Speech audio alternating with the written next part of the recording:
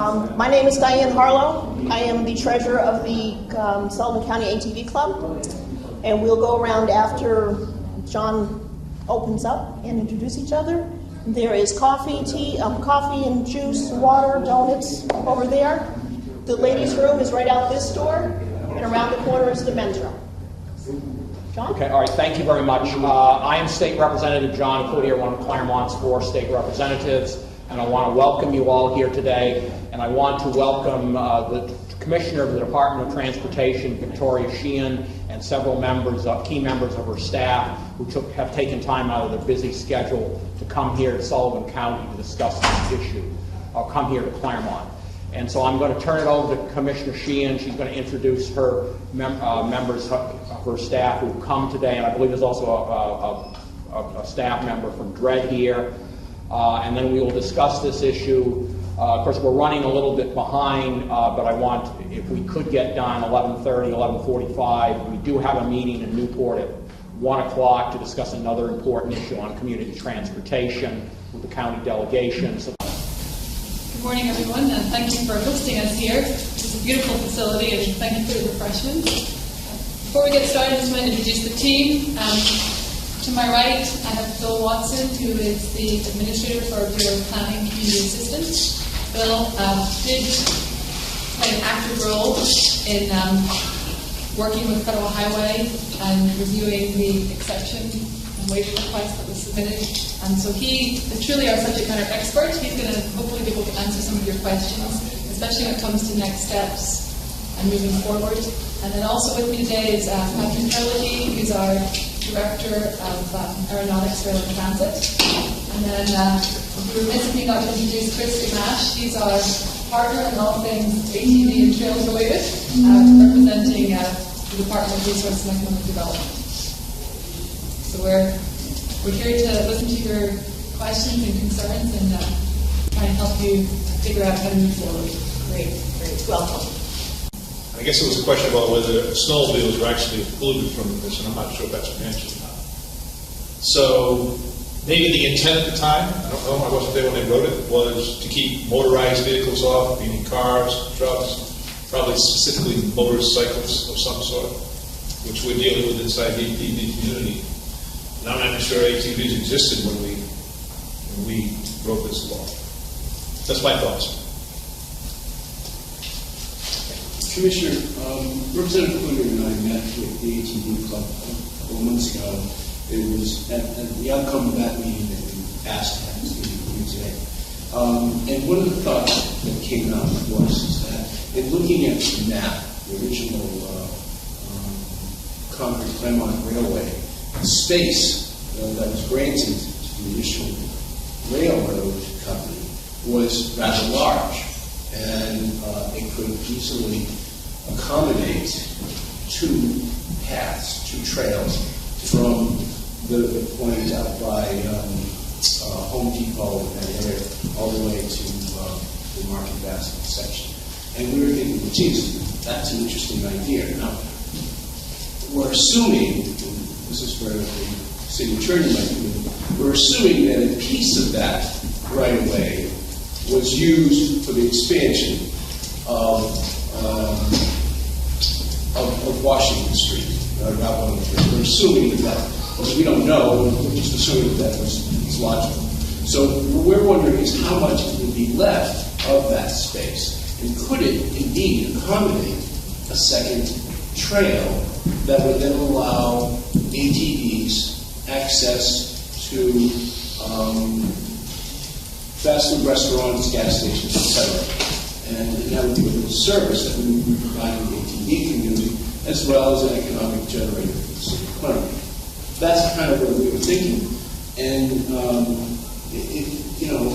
I don't know what the action steps are, but would that be favorably reviewed by, say, the feds? I mean, is that something, that's your world, you know how they talk and think better than we do, and would that make an impact on it? So I don't want to speak for Federal Highway. No. But I will say that we have met internally, we've pulled up aerial images and looked at the different characteristics of the trail as you move through the different segments. On Washington Street, you do have potentially an opportunity to have designated space for all the different modes, which would alleviate any of these conflicts that federal highway are concerned about from a safety perspective. I think the more challenging areas are close to those residential neighborhoods where the trail is much tighter, narrower, and I think that's where specifically federal highway probably has concerns around safety. You're narrowing it down to the trees. It's just a more confined area. So if you have somebody out there who's walking their dog and somebody comes through an ATV, I think it's those pinch points that particularly will be challenging to address. But I think there is opportunities on Washington Street, certainly, to look at designated space for pedestrians. We have shoulders out there that could accommodate cyclists, and then have a space for ATVs. Washington Street, I think, is something that we really could easily find solutions for. It's those other areas where it's a more rural feel to the trail, but they're going to be more challenging. I used to own the land along that trail, section of trail that you're talking about just now. Last I knew, there was an 80-foot right of way there. I think the narrow place would be actually going across the creek. It's not probably economically feasible to widen the bridge, but there certainly is, unless something has changed that I'm not aware of. And I think taken up by pavement now. And federal highway. 60 feet of that's taken up by pavement. I'm talking about the section from the bridge this way through the residential area. Okay. That's an area that you apparently have some concern about. And federal highway letter does say that if we can find ways to reduce the length over which you're asking for an exemption, there may be an opportunity to get a waiver for those areas that are more constrained versus requiring a waiver along the entire corridor.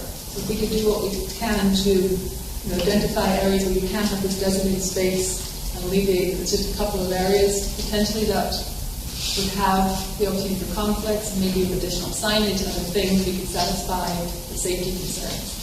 But this really does need to be explored carefully. I think we need to look at each of those different areas, what the existing roadway width is, what the cross-section is. But cost is a concern. Some of these solutions may involve a significant level of investment. So I just want to set expectations that we can do what we can to find lower cost solutions, but some of these areas, as I said before, federal highways requires us to exhaust all other options. How much financial investment they would see as really being cost prohibitive for them to then feel comfortable granting a waiver, I'm not sure. So that's something we'll have to balance as we go through this. Again, looking at each segment and what we can do, what the costs might be, and where that funding might come from. Yeah, back to what Representative Gagnon was saying a few minutes ago. I know I don't claim that I can read them properly, but a number of years ago, I know I was able to obtain from the Railroad Bureau the station maps along Washington Street. So they do exist to the extent. Now, one of the issues is the trail has shifted. Some areas it's overgrown. Some areas people have encroached. I know as part of the sort of the on-hold conservation master plan for the trails, which was really, it hasn't moved forward in part because of this process. One of the things that was discussed was using some of your LUCT money to have the trail completely surveyed. Because I think that's one of the issues that's going to have to be undertaken in order to know exactly where the trail is and where you have room and where you don't have room. And I would recommend that that actually be one of your first steps if you want to move forward with looking at whether or not there's room for side-by-side. The trail width does vary. In some places it's 40 feet, some 50, some 80. It depends on which segment. So I would just sort of suggest that that might be one of the initial considerations whatever the result is, so that the city knows moving forward exactly where the trail is. That would be a help. And just for the DOT's, just to refresh your memory, the Conservation Commission in Claremont has been given a sort of the responsibility for what I call the care and feeding of the trail. So they would be the ones who would have to decide whether or not they wanted to move forward with the survey.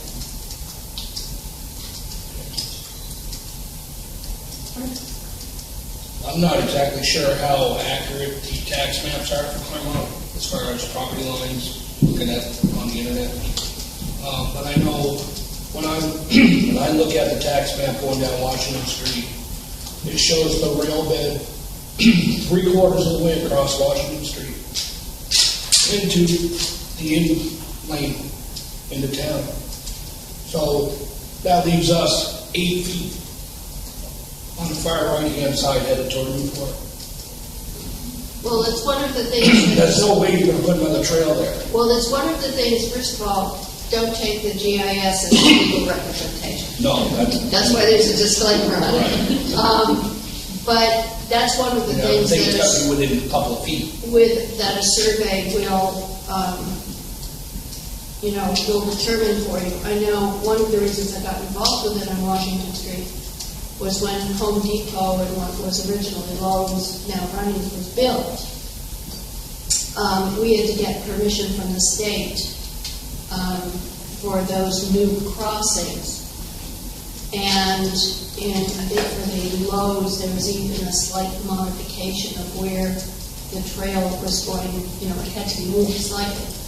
And at least in those segments, the trail was completely outside the state highway. So that's why I suggest a survey, because that's going to tell you what you got where. Chris?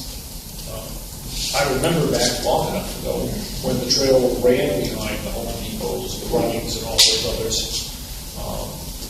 Made that connection, and the businesses closed it then. The snowmobiles, the four-wheelers, and everything else, because they didn't want people out back. As an option, that's gone. The corporate entity is not going to give permission to run back there. On the Sugar River, it's just taking too much of the embankment back there. There was a bridge. We couldn't keep that in place. Washington Street, as Jim and I were talking about, and I think Diane and I, and Jane as well, it's in the urban compact at the end of the state's Sugar River, which would put it under the purview of the city of Claremont. They could open Washington Street for the four-wheelers and traffic when they get down to Berlin and Gorham. But with 29,000 commercial vehicles a day, it's different than 10,000 overall vehicles in Berlin and Gorham, on a daily setting. So that's 4 lanes of traffic coming from the parking lot on the edge of 11103 would be not a great option. So we've almost exhausted all of our other alternatives, other than looking back at the railroad corridor. Maybe that shorter route just to get to the businesses would be more viable, but the reason you got on the railroad bed to begin with was because there was nowhere else to go. And we worked, I don't remember how many years ago now, Chief, that we met, about that traffic light. We funded the traffic light, we put it in the rest of the trail, the guardrails, and everything else. So we probably are going to be back to, for some degree of shorter waiver, would likely be the reality in the future. I think it goes back to what Jim was saying too, that back 20 years ago, nobody was thinking ATVs on a trail. They were just trying to keep vehicles on it. Cars, trucks.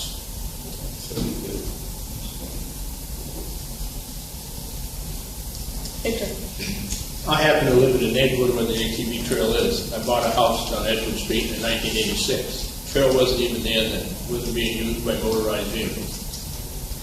They came along. Is there some people who cause trouble and ride at 2 o'clock in the morning?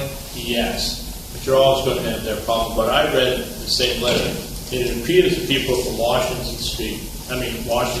want it off the residential area. That's what I got out of it. He wants it out of it. And to me, if you try and widen that trail, it's going to cost you a lot more if you've got the room on Washington Street and widen the trail, because it's open. And you try and, you're going to have to cut down trees. And some of that's getting pretty close to people's property line on the trail. And I think your approach, when you and I talked about this, is coming off Washington Street Lane 1 would alleviate a lot of problems that you're going to face, and probably get Washington to grant you, if you can widen that trail somewhat and make it so you have people on both sides. I mean, no matter where you go, you're going to have people. If you do what you want to do, if you get your exemption, you're still going to have people do stuff they're not supposed to. That's just not going to go away. But to me, the option is to stay away. Not that I don't want you there, because there's never been a problem. I used to have people drive up my house. They knew where I was going to use your facilities. Friend of mine. The issue is, from what I read, he preferred whoever made the decision that we stay out of the residential area. That's what I got. And it's unfortunate, but I think you have the ATV club have the right option is to look at Washington Street and make it accessible that way, both ways, so you get out and big dogs. I'm sure the landowners that own land on that will be working with you if you approach them. Let's hope so. Keith? Was there room, if you did come across the bridge, to have to go Chestnut Street, to drop down into the field, the cornfield, and arrange the homestead land in order to put a trail all the way over to the corner of Louis, not on Park, and go back up to the access, so you're down below the trail? I don't know if there was room down there or not. It's a possibility. And we'd have to go through a little wetlands area, so you have to go to there. Yeah.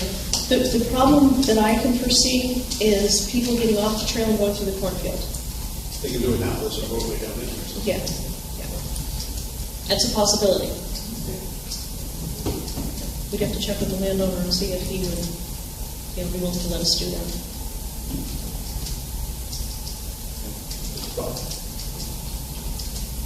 And we'd have to talk to the city about coming up to the Banana Park. You fence in the trail, it comes right up through it, because beside the road goes down in. You put a fence in so they don't go through the park. Possible. The same crossing right there goes down to the park, that goes on the trail. If you follow that bank line, follow the rail trail all the way out through. Just a problem.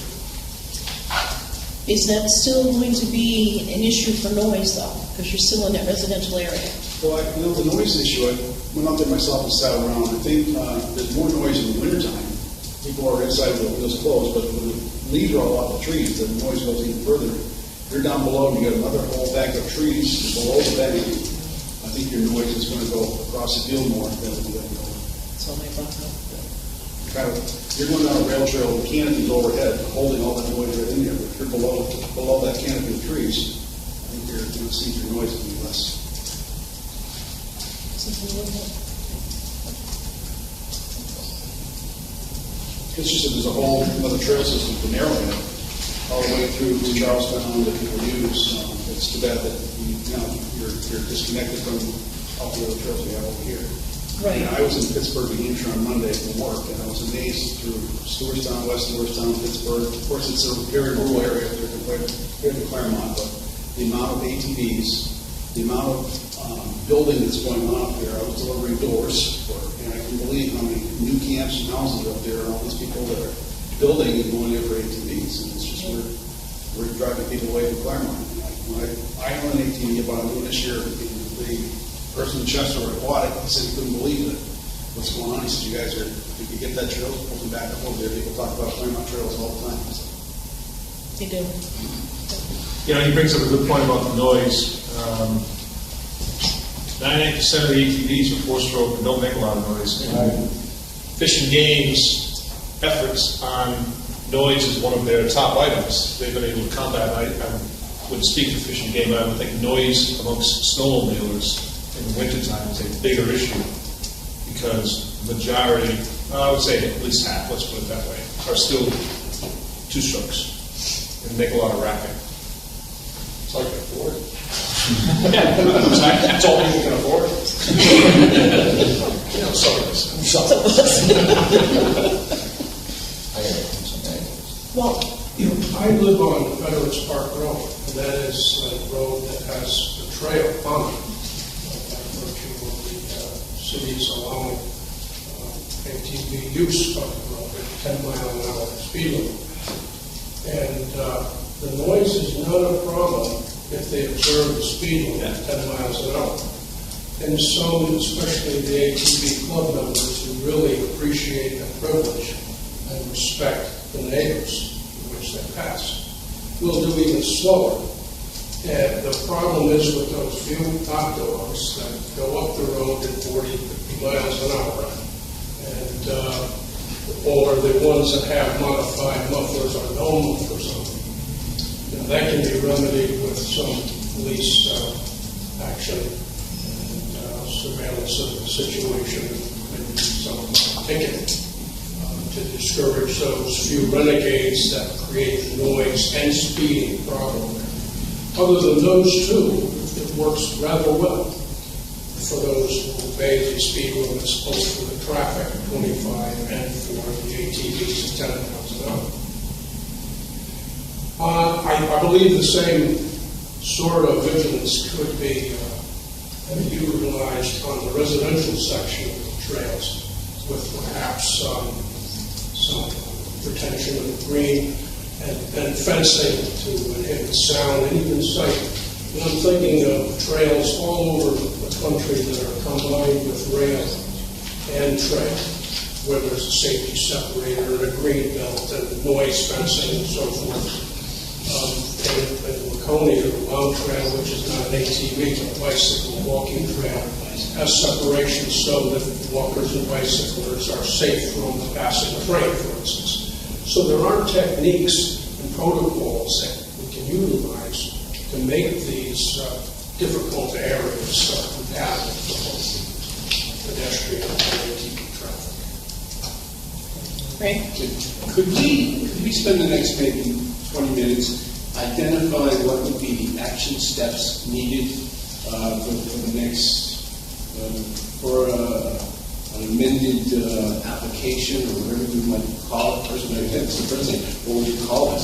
But what would need to happen for the process for the ATV group to the city to request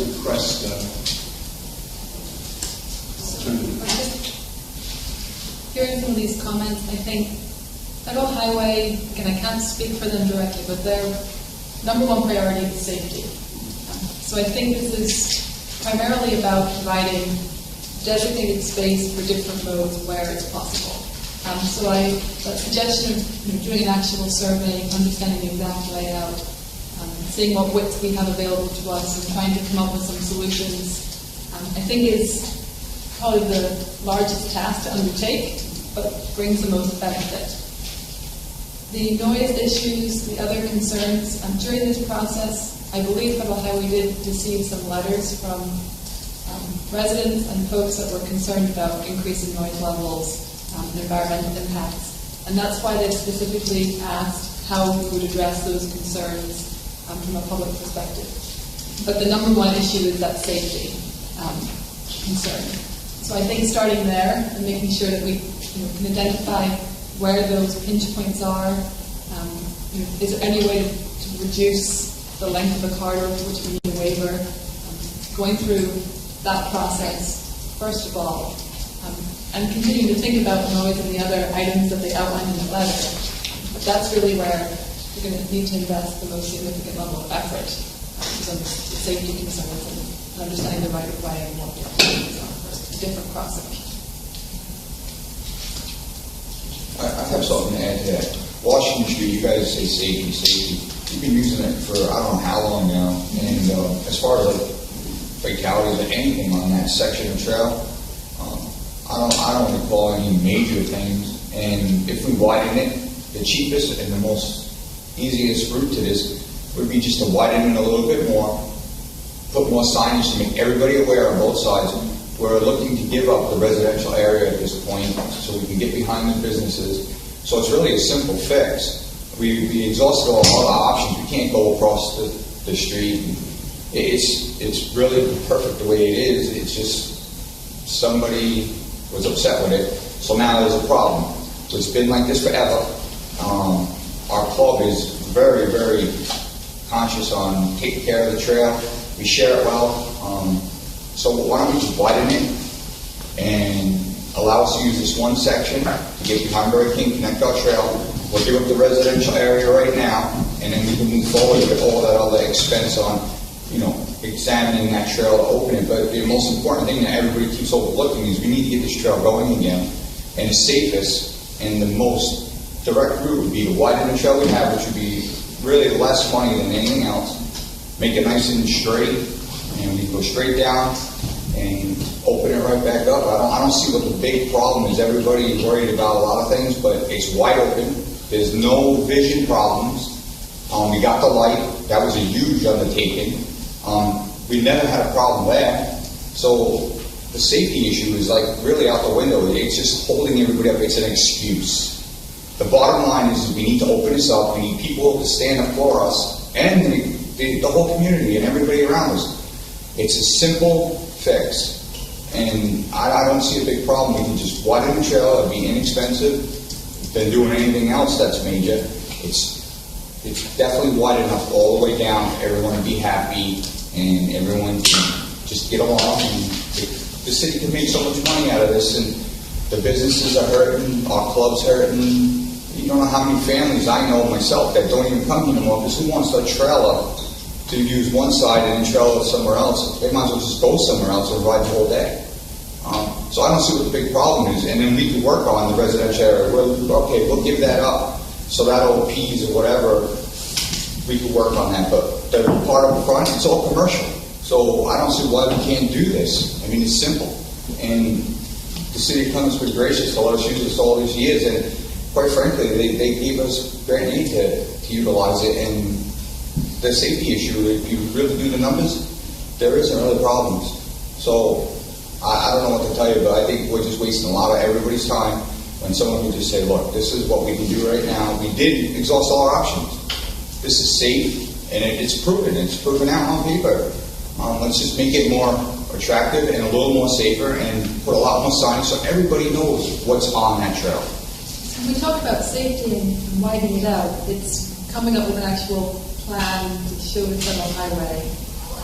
They're looking at the corridor and seeing an opportunity for some widening. So that's why I think they're pushing back and saying we have to look at those options before they grant the waiver.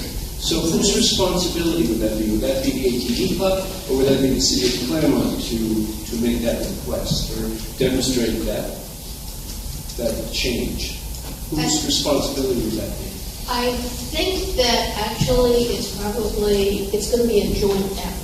It can't be one or the other. As far as making any subsequent filing or request, I think the city would have to make that. Now, let's, again, not leave out the Conservation Commission because they're critical participants in this activity. But when and maybe even in partnership with the state in some regards, because over the last, 16, 17 years, something like that, the state, and part of our application, we cited the figures, and we've got charts to back it up. The amount of money that the state has actually invested in this area for the benefit of ATV use is tremendous. I mean, I think the traffic light alone between grants, fundraising, et cetera, is close to $20,000. And so I think, the state certainly, probably not as much of a stake as the city has in it. But, there certainly is an investment that I know Chris and I have talked about. You've got a little bit of an investment to protect. But I think the state would be the one that would probably follow the same process, where whatever submission we would make it first to the state, and the state would review it, and then it probably, and I don't want to speak for you, go to the feds at that point. Part of the difficulty, and for your benefit, Commissioner, and I think part of the frustration, is that because there has not been any kind of documented issue, it's been very, very difficult to try and prove a negative. If you don't have accident reports, if you don't have incident reports, it's very hard to say anything other than, as currently used, it's safe. And it seems to me, in reading the letter from Federal Highway, that they wanted documentation. We've got an environmental, survey that was done in 2013, and it didn't show any environmentally significant areas that, or wildlife habitat, anything else that was shown. And yet it seems that they want us to prove something other than we've already shown. And I'm not quite sure how you prove it. How you create something when there's nothing. Well, can we just backtrack a second, though? You said that the authority would be the Conservation Commission, the City Conservation Commission. So how would we get this on the agenda of the Conservation Commission's next meeting to say, let's look at this issue and proceed with partnering with the city, partnering with the state in identifying the request of the waiver? We have a very accommodating chairperson, and basically... You're the chair. All right. I see that. Okay. I was thinking, okay, all right, good, that's good. Oh, okay. She's here as ATV on. Yeah, she's wearing many hats. Many hats. Yes. So, yeah, I want to say, I have to leave for another appointment, so one comment. What's the possibility if we take this incrementally with the objective of protecting safety and at the same time reinstituting use of part of the trail?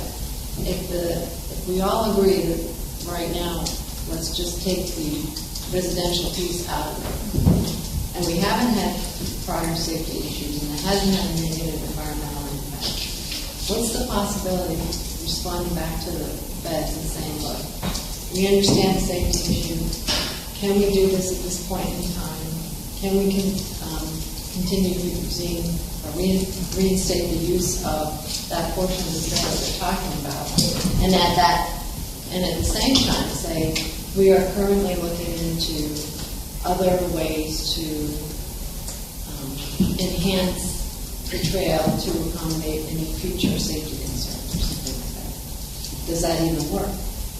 So this particular corridor was acquired with federal funds. Right. So that's why we're not allowed to permit motorized use of the trail. That's why we have to go through the waiver process. I think what Federal Highway is trying to say is if there's any opportunity to make things a little bit wider to improve safety, they want us to explore that first. I don't know if they would let us open up Washington Street in its current configuration. I think you'd have to do that good faith effort of showing some improvement, some widening, some improved signage to show that you're doing everything you can to keep the potential conflict between ATVs and non-motorized users separate. I understand that. But we have to do some level of work up front. I think you're right, we can certainly pursue that piece first. Right. I'm just saying, what amount can we do to make it more attractive to grant the waiver without, it's about timing, because we want to get them back on the trail, we want to protect people's safety, but a survey may take a long time. So is there small things that we can do to show a good faith effort, especially if we're shortening the segment of the trail? Yeah. So one of the I guess the first thing I'll say is, in the whole conversation, keep in the context of this topic that with the current situation, Federal Highway does not have any issue with what's out there. So that's not to the benefit of the ATVs and other OHV use, if there is any. But no one's in any trouble right now, basically, with Federal Highway. We're all good. So if part of this is a compromise where the residential area, as an example, is left out of the conversation, Federal Highway's not going to have an issue with that, because as long as there's a prohibition out there, they're not going to speak to that or force the city or the users or the state to further pursue that with any documentation. Good faith effort is a phrase that I love and I hate. Good faith effort is something that our Bureau used to be able to use with a lot of federally funded projects, especially through communities, for projects for many years with Federal Highway. And their interpretation and their perspective and their approach to that phrase is non-existent anymore. So, and it's very frustrating for my staff and the communities that they work with, because we end up, for current projects, we end up shutting projects down, canceling them, asking towns for payback in some cases. It creates a very uncomfortable and unpopular situation. I think to meet some level of expectation, and I can't speak for Federal Highway either. If you were to look at the Washington Street area, they would expect some level of survey. They would expect some level of engineered plans. They would expect some level of NEPA, environmental documentation. It isn't an extreme amount of documentation. I'm looking at Chris and what we do with the Rec Trails program. It isn't a significant work effort, but it is a work effort. And I think as detailed as can be created, of more of an engineered plan being put forward in Federal Highway as part of a revised application or a revised request would be in the best interest of all. And yes, it's going to take some time. And there's going to have to be scrutiny by the feds as to making sure that ADA compliance is addressed and the other federal requirements that we deal with. All of those things are going to need to be considered. And it's not through a letter writing campaign back and forth or reaching out to our delegation or others that are going to achieve that success. It's going to have to be a little bit more detailed. In their letter, they explicitly say that they would only grant an exception, even if we're talking about a small portion, only when other reasonable options have been exhausted. So, I'm going to echo what Bill's saying. I think we really do need to do the survey and maximize the width of the trail to the maximum extent possible to show that we're doing everything we can to protect safety. And that's probably what it's going to take to satisfy Federal Highway, which unfortunately means a level of commitment. Now we can, as we do survey and start to work on plans, recognize that a significant investment, prepare something that is an engineered plan. We can approach them and try and gauge the likelihood of getting a waiver for certain segments before we decide to really dig into this, especially when we start talking beyond the Washington Street segment. We're still trying to pursue these other pinch points at some later date. We definitely would want to have that conversation with them so you're not spending resources with very little chance of getting that ultimate outcome you're looking for. Alex? It would seem to me that by that time you're going to spend more money than it would cost to just buy back the portion that we're talking about. I think based on that, it would make a lot of sense for the city to look at both user groups because the closer you get from the bridge into town, the majority, the user group of that section is primarily non-ATV, and it's a lot of walkers and riders. And as you get closer to the trailhead or the gate, it becomes more of a mixed use. Everybody experiences mixed use. And I think that getting those two groups together and coming up with a compromise solution that we can put a round dollar figure to, put you in a position to make a decision of what is the value in this, and does it just make sense to make this a city project? And because by the time you do all you've described, I think you would spend more money than it would cost you to buy back that. Because it's not, is it even a quarter of a mile from the trailhead to the bridge, from the gate to the bridge? I can't imagine that's a third of a mile. So that's, and I think whatever plan comes forward, I think looks better if it's a joint plan that's approved by both user groups, because you do have another user group out there that has its own thoughts and its own set of plans and its own concurrent efforts with respect to the section of the bridge in the town. And both of those, both your plan and their plan, have economic benefits of the city that can be taken into consideration. Mr. Watson, what would it be? That's a good question. The cost. What you identified a survey, environmental planning, engineering planning, some kind of environmental document. What would that guesstimate? I know you're just guessing. How much? What would be the price tag for that? Well, before we get to that, I just have a question. So, would we also in this presentation need to present the non-options? Would we have to do a Washington Street survey of a road diet to present how that would not work in with this, or can we just present what we believe would work? I think the first thing is to get the survey and see what opportunities we have.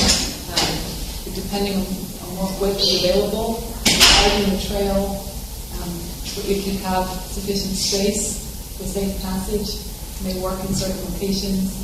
If we really don't have the width that we would need, then you'd have to explain why a road diet with the volume of traffic and so on is not appropriate for this location. So there would have to be some level of justification for the alternative that you're presenting. Representative, to your question and to Chief's comments as well. It's best guess. So we're looking at program applications for the replacement of the TE program now. A mile-long trail or sidewalk project, maybe in the neighborhood of $50,000 to $75,000 for fully engineered plans to construct. So I don't think we're talking that level of investment. But I wouldn't say that's an unreasonable high-level number to start with. In terms of the amount of resources it might take to do some work. One of the things that I want to put out there, and I'm going to read it verbatim in a second. When I worked with Jane and officials early on in this conversation, Federal Highway kind of laid out 3 or 4 different options. And one of the options at the outset of this conversation was paying back the federal funds that were invested. So, in early July, Federal Highway made their response, and on Friday the 8th, I forwarded it along to Jane, and it's been shared with a number of others, the response from Federal Highway and our follow-up to the city. Within a few days after, Lee Levine, who's been the staff contact, my counterpart at the division office, Federal Highway responded with this to us. And I don't believe I've shared this. We want to clarify it's our opinion that such payback would not necessarily release the corridor that was acquired with federal TE funds for motorized use restrictions. Our position is that states and subrecipients accept federal aid highway funding under specific grant conditions that remain in effect as long as the facility remains, or Congress passes a law to allow for such payback to nullify a grant's original conditions for the facility in question.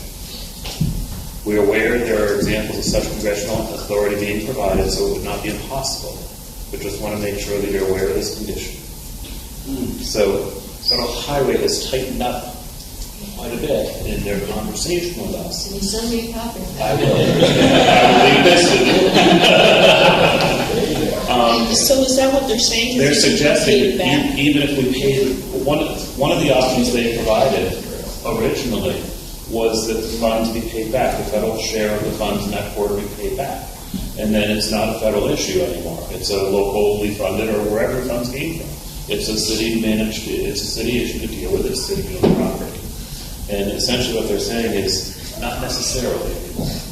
Unless Congress has some other action or authority that says you can use those funds differently, regardless of how you support it.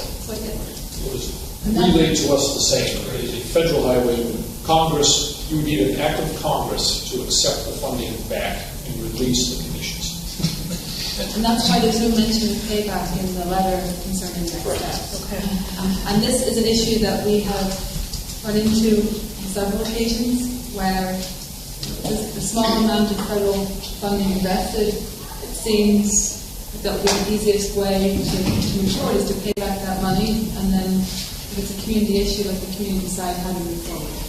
But we've been told, we've had similar statements made on other projects on this matter of payback.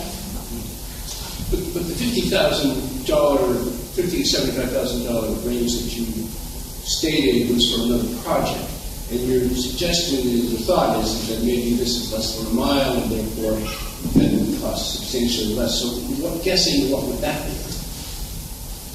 And I'm not putting you on the spot. No, I think very. I'm not going to hold you accountable. He said it was $10,000, but no, that's not a bad number. I can't give you the exact number, but I think it's not unreasonable. If you were to start this project new, from the state gate to the bridge, it would be in the neighborhood of $50,000 to $75,000 to fully engineer that section, based on what we are seeing for similar sized projects in other areas. I misunderstood. All right. And that's fully engineered, as I said before. If we could do the initial survey, come up with some proposed cross sections, present those to Federal Highway for their consideration, you would get their feedback before you move to final design. So that's okay. That's good to know. All right. So We want to proceed cautiously. You don't want to invest a lot of effort and not have a guarantee you're going to get the desired outcome. Yeah. Retiring from DOT myself, could we use District 2 survey crew and through the state to survey that area and write up that whole area? Unfortunately, the number of crews that we have has been reduced. We just went through our 10-year planning process. This project was not in our 10-year plan, and so we have already committed our resources to advancing all of the projects that were already approved by the legislature. Certainly, we could potentially free up a crew, but in terms of, we'd have to have some compensation for that work that was to be our forces. We'd have to look at their schedules and see if we can have something they could accommodate. We, for the first time, have a financially constrained 10-year plan, which is a great thing. Before, our program was not constrained and significantly over-programmed. We had a lot more projects than we had funds to do. But now that we have a constrained plan, we're under a lot of pressure to deliver the projects and meet public expectations. And so that's the challenge today. We're balancing that existing workload when we agree to take on new things. And my recommendation is if you want to proceed quickly, that to hire a surveyor and have them do the work would guarantee a quicker turnaround. Well, that's a good segue into what I was just going to bring up. I am sure that at the time that Home Depot and where Runnings is now and all of those properties were acquired, that there was a survey done. It's on record somewhere. I don't see the need to hire a surveyor to go back and survey it all again. Because it seems to me, pull the data together. yeah, it seems to me you need somebody just to confirm where the property lines are and how much property you have to acquire in order to. So that is more than going to the registry of deeds, pulling up copies of the surveys that are on file there, and establishing where the property lines are. And to clarify, that's what we're talking about, is looking at the records, getting as much existing information, then doing a field verification to make sure it's accurate. It may not be a full survey. I don't have anything against surveyors, but I don't know if we need to have a full employment act for the surveying community here. We as DOT can support you. We have the original trail layout. We will certainly make as much information as we have available. Give you all access to that. So there's no temporary fix that we can get access to this trail? I don't believe so. The Federal Highway says that it will only grant an exception when other reasonable options have been exhausted. So that seems pretty definitive. Again, I'm not speaking for Federal Highway, but having worked closely with them on a number of other projects, I think they're really looking for us to demonstrate that what you're proposing is the only alternative. And they're looking for as much width, as I said before, to ensure that there's very little chance of conflict between these different users. Okay.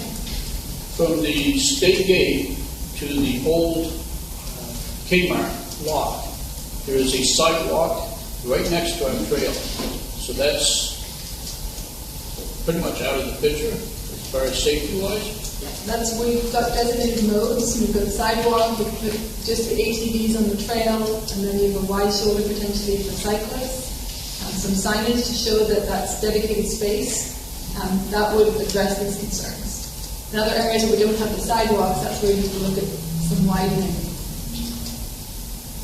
That's the type of thing, they're looking at the whole width of the corridor, saying there's probably an opportunity to increase safety by widening things out. And until you explore that, they don't feel comfortable granting the waiver. But I think we're on the right track. We're talking about Washington Street. There's a lot of opportunities there. And the reason we're going through so much more here, there's no example to follow. Right. Claremont's request is the first one in the country to ever be asked for the waiver. I only see one option that we have.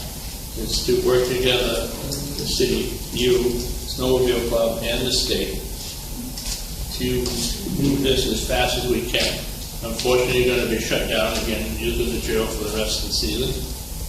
And my only gripe with this is if we have a heavy winter, it's going to be just as noisy where I live, and probably even more, with the snowmobile as it is with the ATVs. So I'll have to put up with it. Okay, I'm not against snowmobile and not against ATVs. It's just, this is the predicament we're in. We have to deal with it. The federal government, unfortunately, I'm going to be honest, you got some guy, some person sitting down in Washington, D.C., has no idea what the city of Claremont looks like, has no idea what our trails or highways are about, and they give us rules. And then we have to live with them. Okay.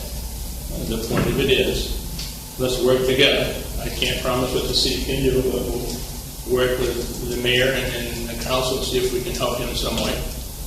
But here again, I think the ATV Club is going to be involved in this discussion, and whatever else we need, and working, the commissioner has said to make prior maps and stuff available to us. And then I think Mr. Clark made a good point.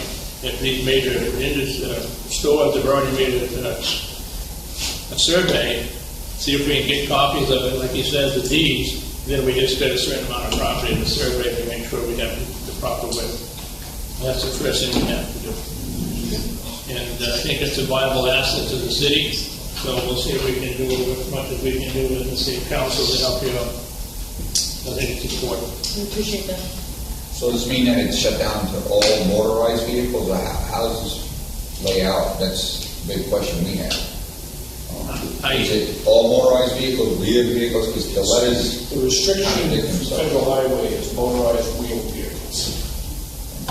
And these better different ways. Yeah, one paragraph it said motorized vehicles, and another paragraph said wheeled motorized vehicles. So the program allows an exemption for snowmobiles by local control. And in federal highways letter, they specifically said that the original TE application was for pedestrian, bicycle use as well as snowmobile use. So they're acknowledging that when they granted the TE funds, there was an understanding that snowmobile use may occur on the trail. I will say, if there is snowmobile use this year, because of this need to address the noise concerns, to monitor the level of use, how many vehicles are really coming along, monitoring any noise, are there any noise complaints received, and how the community is receiving that traffic, maybe one way to make a case that the ATV use in the other parts of the year may not significantly impact noise. Because you will have to address those other aspects of the noise concerns and the environmental concerns. I said before, the safety piece is the primary focus. I think that's the most costly in terms of evaluating and making sure that we can satisfy federal highway concerns, but you will still have to address those two aspects as well. Thanks, Keith. Okay. Walt? Is there a figure for the buyback? Or is that something that's really an unknown depending upon what Congress would authorize? The original purchase was around 250,000. 258,000. $258,060 total dollars. They're gonna charge interest on that? That's